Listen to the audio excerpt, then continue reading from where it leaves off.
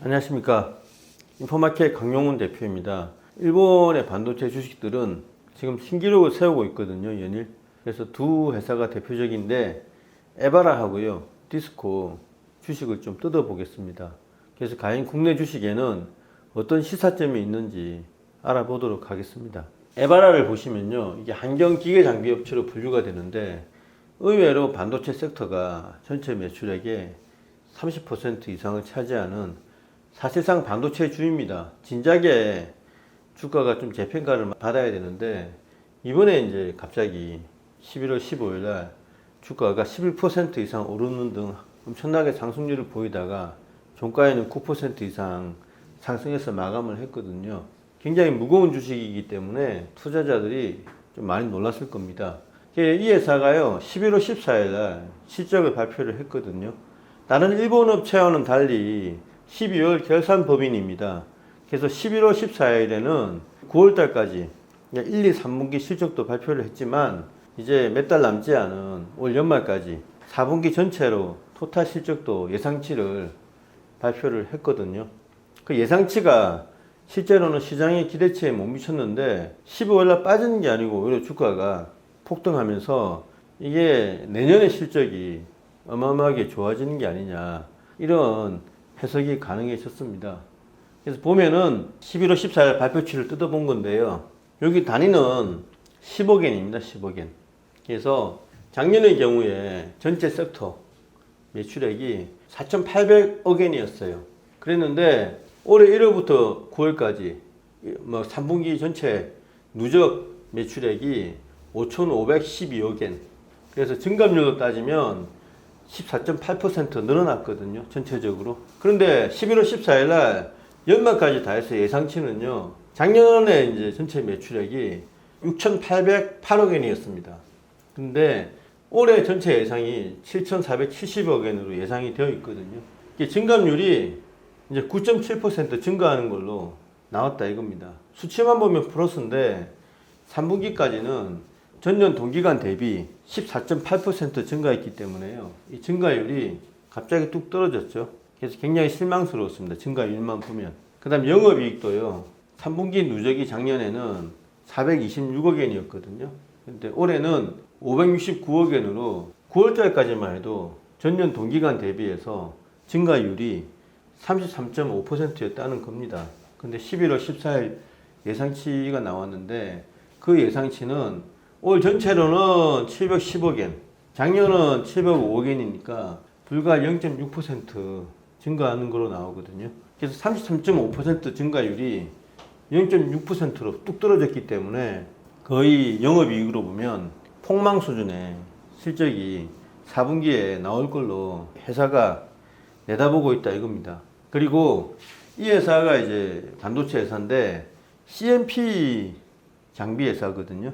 CMP는 케미컬 미케니컬 팔리싱이라고 해서 제가 저번에 설명을 드렸는데 웨이퍼를 깎아낼 때 그라인더 가지고 거칠게 깎아낸 다음에 표면을 CMP를 가지고 굉장히 정교하게 다듬는다고 하지 않았습니까? 근데 사실 CMP가 이렇게 후공정에서만 쓰이는 게 아니고요, 전공정의 구석구석에 안 쓰이는 데가 없습니다. 노광에서도 쓰이고 다마신 된 거 그 깎아내는 데도 쓰이고, 앞으로 미래에는 하이브리드 본딩에도 쓰일 예정이거든요. 그래서 이 회사의 성장성이 굉장히 엄청난데 주가는 재평가되어 있죠. 시총은 6조인데 지금 보면은 작년 경우에 영업이익이 705억엔이니까 우리나라 돈으로 따지면 구를 곱하면 6,300억이나 되거든요. 그러니까 퍼가 작년 영업이익 기준으로 해도 그 10배 안팎이라서 엄청나게 다른 반도체 회사보다는 저평가가 되어 있습니다. 영업이익률이 낮은 것도 이유가 될 수도 있거든요. 10% 안팎에 불과하니까. 제대로 회사에서 홍보를 안 했든지 일본 시장 전체 내에서는 이 회사가 반도체주로 이렇게 분류를 안 하고 있었던 게 아닌가, 그런 생각이 듭니다. 그래서 이 프리시전 머시너리가 CMP를 포괄하는 일종의 반도체 섹터인데요, 전체 매출에서 차지하는 비중이 30%를 넘어서 이 회사의 세부 사업 섹터에서 가장 큰 비중을 차지합니다. 작년에는 1564억엔에 1월부터 9월까지 누적 매출을 기록했는데 올해 1월부터 9월까지는요 1845억엔을 기록해서 작년 대비 무려 17.9%의 매출 증가율을 나타냈거든요. 오히려 전체 매출 증가율보다 이게 훨씬 더 높았는데 4분기에 폭망했는지 올 전체 매출액 예상액이요 2,500억엔이고 작년은 2,222억엔이니까 증가율이요 12.5%로 17.9%에서 뚝 떨어졌다 이겁니다. 이런 것들이 요 토탈 매출 증가율 감소에 영향을 주었겠죠. 그리고 여기에 섹터 영업이익은 작년에는 1월부터 9월까지 255억엔이었는데 그 올해 1월부터 9월까지는 꽤 늘었거든요. 271억엔. 근데 이게 증가율이 6%였는데 올 4분기 실적을 포함해 보니 오히려 마이너스 0.5%가 되는 기현상이 나온다는 겁니다. 그러니까 올 전체로 360억엔이 예상이 되고요. 작년에 전체로는 361억엔이었기 때문에 1억엔이 줄거든요. 그래서 이게 왜 그러냐? 아마 오더가 뚝 끊기지 않았나 이런 생각도 들고요. 여러 가지 원인이 있겠죠. 근데 오히려 빠져야 되는데 이걸 발표한 14일 다음 날인 11월 15일에 주가가 급등한 걸 보면은 일본 투자자들은요 당장 4분기 신경 쓰지 않고 벌써 시야는 내년으로 가 있다는 겁니다. 그러니까 보세요. 반도체 섹터만 해도 올 전체 예상이 360억엔이면 거의 뭐 3천억에 가까운 우리나라 돈으로 굉장한 영업이익 규모지 않습니까? 만약에 국내에 3천억 원을 올리는 반도체 회사가 있었다면 시총이 10조도 넘었을 텐데 이 회사 시총은 아직 6조 원대거든요. 추가적으로 오를 가능성이 있습니다. 그래서 에바라가 재평가되어 있는 과정에서 내년 실적 전망도 좋기 때문에 일본 투자자들이 전혀 지금 4분기 폭망하는 거에 신경을 쓰지 않고 있다. 오히려 나올 게 나왔으니까 지금부터는 질려야 된다. 이런 분위기 같거든요. 에바라에 의해서 디스코도 설명을 해드리겠습니다. 이제 디스코인데요. 디스코는 다 알다시피 이제 레이저 스텔스 다이싱, 그 다음에 그루빙, 그 다음에 그라인딩, 그 다음에 이제 블레이드 다이싱, 뭐 다양한 영역에서 한마디로 자르고 크게 갈아내는 그런 기술을 가지고 있는 회사인데요. 자르는 게 왜 지금 중요해지고 있냐면 이제 웨이퍼를 칩 따위로 이제 분리를 해내야 되는데요. 그때 이제 잘라야 되는데 점점 이제 HBM 공정이 이게 이제 단이 높아지면서 원래 8단인 경우에는 이 HBM에 쓰는 웨이퍼 두께가 700, 800 마이크로미터에서 그게 이제 어디까지 되냐면 50 마이크로미터 언더까지 갈아내거든요. 근데 만약에 12단, 16단으로 올라가면요. 더 얇게 만들어야 됩니다. 아마 30 마이크로미터까지도 내려와야 되는데 그게 여러분 A4 한 장이요. 거의 뭐 70, 60 마이크로미터일 겁니다. 얇은 게. 조금 두꺼운 게 100 마이크로미터니까 종이보다도 더 얇게 갈아내는 그런 극한의 갈아내기를 해야 되는데 갈아내면 이게 낭창낭창 거리잖아요. 그 블레이드로는 자르기가 힘듭니다. 단단한 톱으로는 자르기 힘들고 어려운 기법이죠. 그게 이제 레이저를 사용하면 가능하다는 건데 여기에 거의 독점적인 기술을 가지고 있는 회사입니다. 그 3월 결산 법인이거든요. 에바라하고는 달리.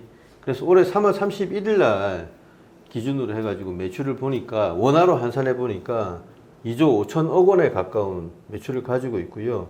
영업이익이 우리나라 돈으로 9,500억 원. 순이익이 7,182억 원. 시총은 지금 얼마냐면 30조 원이거든요. 순이익은 아마 이게 지배주주 이익으로 다시 환산을 해야 될 텐데, 지배주주 이익은 저번에 네이버 그때 재무제표에 대해 제가 설명을 했었죠. 그 자회사를 가지고 있는 경우에 뭐 IFRS 기준으로 연결 재무제표를 만들어야 되는데 그때 자회사의 지분율에 따라서 자회사에서 순이익을 쪼개는 거라고 말씀을 드렸죠. 그래서 이건 전체 순이익이고 지배주주 지분 순이익은 이것보다 작아질 텐데 어쨌든 퍼가요 네이버에 표시된 게 40배가 훨씬 넘습니다. 이제 이 여러 가지 이유가 있죠. 반도체에 굉장히 독점적인 기술을 가지고 있다는 것도 되고요. 그 독점력이 영업이익률로 나오거든요. 이제 보시면 영업이익이 9,500억이고 매출이 2조 5천억이면 영업이익률이 30%를 훨씬 넘잖아요. 그야말로 독점력을 바탕으로 해서 엄청난 수익성을 자랑하는 회사라 이겁니다. 이 회사도 10월 19일 날 실적을 발표를 했거든요. 3월 결산 법인이니까 보십시오. FY22는 22핵이라는 뜻인데 6월 달에 끝난 작년 1분기, 그 다음에 9월 달에 끝난 작년 2분기, 그 다음에 12월에 끝난 작년 3분기 다 지금 매출액하고 영업이익하고 순이익을 적어놨거든요. 그래서 올해 9월 달에 끝난 2분기까지는요. 10월 19일 날 뭐라고 발표했냐면 이게 단위가 10억엔입니다. 723억엔, 540억엔 매출을 올렸다 이겁니다. 영업이익은 6월 달에는 170억엔, 이제 9월에는 280억엔으로 영업이익은 전분기 대비해서 증가했죠. 2분기에 올해. 그래서 굉장히 고무됐는데 3분기 예상은 딴판이었다 이겁니다. 3분기에 보면 매출액이 755억엔으로 2분기 대비해서 늘어나기로 돼 있는데 영업이익은 큰 변화가 없잖아요. 284억엔으로 280억엔에 비해서 답보 상태였지 않습니까? 3분기. 이 3분기가 올해 12월 달 끝나는 걸 말하는 거거든요. 그래서 11월, 12월 약간 정체되는 걸로 발표를 했다 이겁니다. 순이익도 보면요. 10월, 11월, 12월 순이익이 154억엔으로 9월달 끝난 2분기 순이익에 비해서 200억엔에 비해서 훨씬 줄어드는 걸로 나오죠. 요거는 한해다 연구센터가 있거든요. 거기 R&D 센터를 다시 짓는 것 때문에 손실을 반영을 하다 보니까 이렇게 갑자기 순이익이 줄어들었다고 하는데 일본 투자자들이 본 거는 이제 요 영업이익이 정체된 것에 대해서 불만을 가졌겠죠. 그리고 아까도 말씀드렸지만 퍼가 40배가 넘으니까 우리나라의 한미 반도체와 함께 독점력은 인정하는데 이게 너무 퍼가 높은 게 아니냐. 그것도 시총이 30조 원인 회사가 논란이 있었기 때문에 이런 정체에 대해서 이제 투자자들이 불안해했던지 10월 19일 날 발표된 이후에요. 주가가 11월 1일까지 쭉 빠졌습니다. 거의 뭐 26,000엔도 깨졌었는데 그러던 게 갑자기 주가가 11월 2일부터 치솟기 시작해서 다시 32,000엔을 돌파해서 지금 다시 사상 최고가를 계속 경신하려고 하고 있거든요. 그래서 에바라는 전망치를 안 좋게 발표했는데 오히려 다음날 급등을 했고 디스코는 전망치를 안 좋게 발표했는데 그게 이제 투자자들의 불만을 사서 조정을 받았지만 어쨌든 이후에는 다시 가파르게 오르고 있다 이겁니다. 그래서 디스코 같은 경우는 독점력이 엄청나기 때문에 4분기 전망치를 나쁘게 발표하더라도 투자자의 눈은 내년 실적으로 이미 가 있다. 이거를 가르쳐 주는 겁니다. 그러니까 디스코나 에바라나 4분기 실적은 크게 투자자들이 신경을 쓰지 않는 것 같아요. 우리나라도 3분기 실적을 발표를 했잖아요.